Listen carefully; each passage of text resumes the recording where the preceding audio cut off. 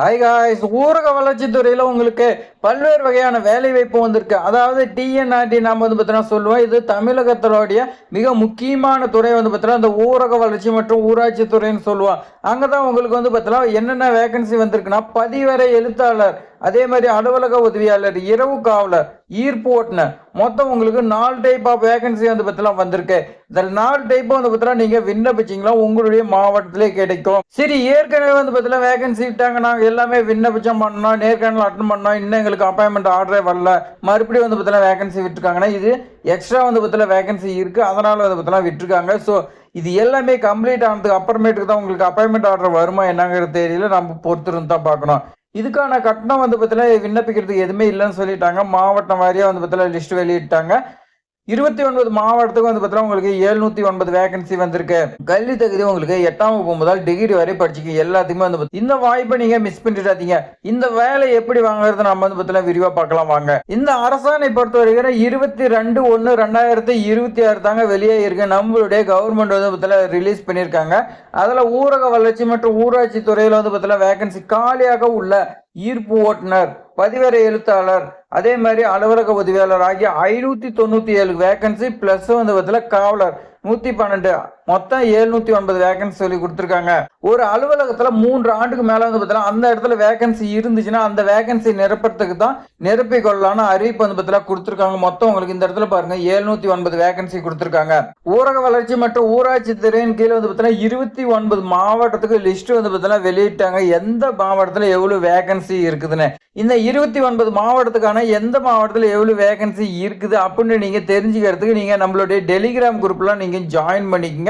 டெலிகிராம்ல message பண்ணுங்க, உங்களுக்கு நான் ஷேர் பண்ணிடுறேன், குரூப்ல நான் போடுறேன், நீங்க பயன்படுத்திக்கங்க. அரசு ஒரு பக்கம் நியமிக்கணும், அதே மாதிரி ஒன்றிய தரப்பு ரெண்டாவது இதையும் பிரிச்சிருக்காங்க.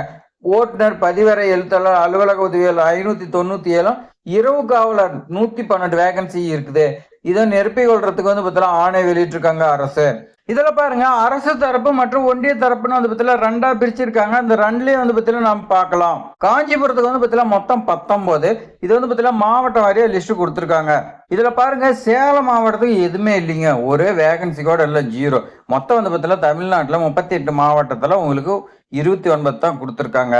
மொத்தம் உங்களுக்கு 30 கொடுத்துருக்காங்க. லாஸ்டா ஊரக வளர்ச்சி மற்றும் ஊராட்சி துறைன்னு சொல்லி கொடுத்துருக்காங்க.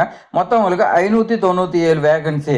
இதெல்லாம் என்னன்னு சுருக்கமா கொடுத்துருக்காங்க பார்க்கலாம். சுருக்கம் பாத்தீங்கன்னா, ஈர்ப்பு ஓட்டுநர் மொத்தம் அரசு தரப்புல 61, ஒன்றிய தரப்புல 59, பதிவரை எழுத்தாளர் 14 அரசு தரப்புல, ஒன்றிய தரப்புல 42.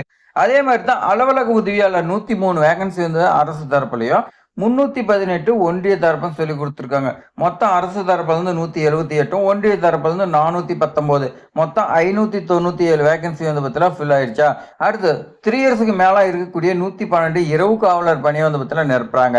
மொத்தம் உங்களுக்கு இந்த 597 பிளஸ் 112 கூட்டினீங்களா உங்களுக்கு 709 வேகன்சி வந்துடும். நிரப்புறதுக்கான ஊராட்சி ஆணையருக்கு அறிவுறுத்திருக்காங்க.